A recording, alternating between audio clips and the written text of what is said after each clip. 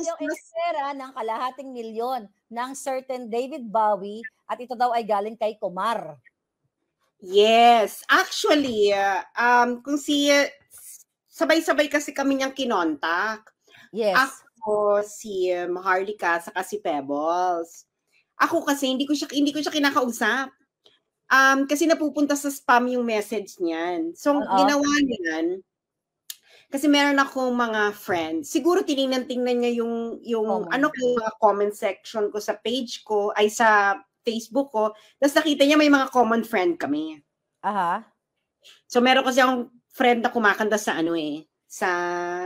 nasa comedy bar. So medyo sikat siya, yung isang member ng Mistress. So high school, kabarkada ko talaga ng grade school.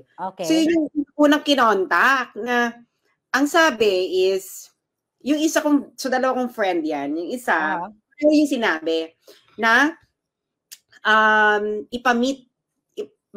mapamit lang ako kahit ano ibibigay sa kanila. Wow, mas malaki yung sa'yo. Bakit sa'yo? Kahit ano, ako kalahating milyon lang. Nakakaloka. Tapos ganun na actually, yung pati yung friend ko, binabribe. Basta ma-convince lang ako na makipag-meeting. Okay. Ganun yung level.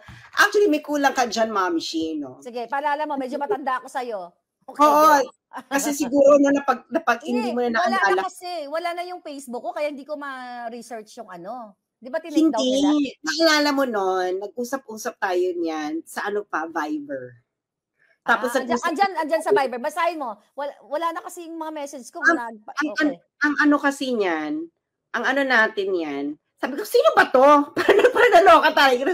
Sino ba to kumukontak? Sabi ko, may kumukontak sa akin, ganito. Tapos ikaw din. Ay, nako, kinintik din ako niyan. Hindi kami nag-usap-usap nito, ha. Parang naloloka na lang kami. Parang, sino ba to kumukontak na to na... And, yung friend natin, kasi isa tayong friend, si Madam Ellie. Madam Ellie. Oo nga, naalala ko si Madam Ellie, kasama din dyan. Hindi lang si Talakera. Okay. Madam Ellie, sabi niya, ay, kilala ko yan, si David Bowie. Sabi niya ganyan. Ano talaga yan? SOCMED operator. Ganyan. Tapos, sandali, ipupull up ko lang yung message. Buti ka pa, andyan lahat ng ebidensya ko, nawala na. Oo, kasi nung sinabi talaga ni Morales, sabi ko, parang narinig ko na tong Kumar, Indian Kumar. Siguro naman, syempre, hindi, ang tagal lang ito, madam. 1 year ago pa. Kaya nga, hindi ko na nga maalala, di ba? Tapos. Ako nga, hindi ko, naloka nga ako sa'yo, hindi mo to na ano eh. Nawala kasi, nag-change ako na phone. Nawala na, binabalikan ko. Hinahanap ko yung messages natin. Sabi ko, saan ba yun? Hindi ko makita. But anyway, ayan, buti nandyan ka. Baka yun yung sa old mo. Kasi sinend mo kasi ito sa Viber sa amin. Tapos pinakita mo yung message mo. So, okay, pakita natin ang bonggang-bongga yan. Ang tagal na kasi ito last year. Exactly, over a year ago. So, at tapos si Morales, pipigain ni Jinggoy na bakit di mo naalala? 12 years ago. Kaloka. Hindi kasi napaka-ano kasi nito napaka-random. Yeah, tapos, ano makakala natin na magiging relevant pala itong James Kumar na ito? I know. Wala tayong kinalaman. Tapos biglang nabanggit dun sa Senate. Hindi, pero ito yung advice natin kay Mr. Morales. Kung nakikinig siya ngayon, syempre, di ba, ayaw nga siya pa-attendin dun sa hearing. I-forward nyo na po yung copy ng CCTV sa mga taong mapagkakatiwalaan nyo. For sure, ginawa niya na yan, di ba? Kasi nga gusto nga siyang di ba, pwede siyang gurgurin. Tapos in-expose niya. Kawawa actually yung kanyang sitwasyon, nasa peligro siya eh. Kaya nga dapat ang government mismo, sabi ko nga hindi na dapat manghihi si Morales na siya yung mag-i-initiate na, sir, kailangan ko ng protection. Di ba dapat ang Senado at ang gobyerno mismo mag-o-offer sa kanya ng protection. Whatever protection na pwedeng ibigay sa kanya. Pero yun na nga, no?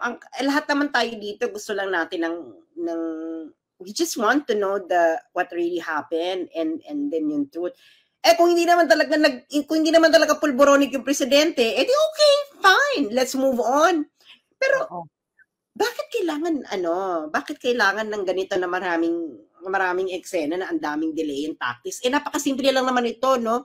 Mother Dragon. Ikaw pa pag hinamon kita, Mother Dragon, durugista ka daw, magpa-hair follicle ka nga. Yeah. O kunin mo na lahat ng buhok ko. Okay, baka go. Go. Ako talaga sa lahat ng parte ng katawan ko may buhok, kumuha ka. Diba? Sabi daw is parang connected daw to kay Albi. Itong David Benitez? Bowie. Oo. So parang Yeah, parang naalala ko yun. Ang sa akin lang, nagkaroon ako ng parang, what? Bibili ng ticket, agad-agad, tapos bibitbitin si Pebbles? Sindikato to. Di ba? hindi Sindikato. Kaya hindi kami nag-engage. Mga kababayan, hindi kami nag-engage. Kasi kaya nga sabi ko, ay, naalala ko yun na may pagurgor. At saka, gamitin daw sa mga charity. Kasi di ba nagbibigay-bigay ako, charity. Sa kalating million, for what? Maggugurgor, hindi ko naman kilala yung pinagugurgor sa akin o kung sino man yon. So yon, talagang may bribery history. Kumbaga, i-connect natin, SAS, doon sa Senate hearing, yung sinabi ni Morales. So, na narinig mo yon, talagang nawindang ka? Oo, sabi ko, parang narinig ko na tong si Kumar. Kasi naalala ko, sinend sa'yo yung meron siyang, sinend mo yung screenshot. Yeah, yung screenshot. Siyang sinend na, Yun hindi ko alam kung si David Bowie ipapagurgur nung Indian National nakachika niya si Kumar. Pero, hindi, parang sabi ko, ito si Kumar ba yung igugurgurin? No. Si Kumar yung magpapaano. Magpapagurgur. Oo, pero yun na nga yung eksena. So, ang nakikita niyo talaga, kumukha lang talaga kaming pera. That's true. Kinuha na namin yun. Diba? Imagine mo, ibubuka agad kayo, magkikita-kita tayo sa Singapore o kung saan. Oo. Diba? Kaya nga ito yung malabas sa ating kachipan na, oy, SAS, route. Parang, kung alam nyo lang kung ano mga ino-offer ng mga... Yes. Kung ano ino-offer sa amin. Diba? Ako nga lang, diba, na-expose ko na sa inyo, doon sa Pilipinas pa lang ako. Pakilala ko lang daw kay Lisa, 2 million. Putang ina yun. Sabi ko, kilalaman ko dyan. Magpakilala ka mag-isa mo.